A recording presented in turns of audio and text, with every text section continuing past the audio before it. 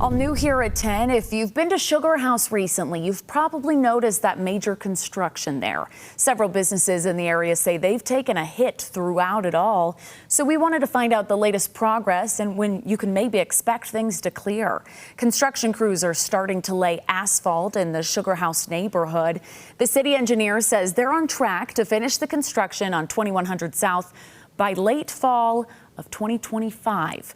The Sugar House Chamber co-chair tells us even though they have been trying to minimize the economic impact on the area, the construction has been really rough for the businesses, with several permanently closing their doors.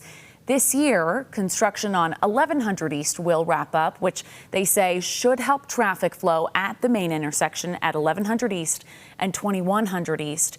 For more details of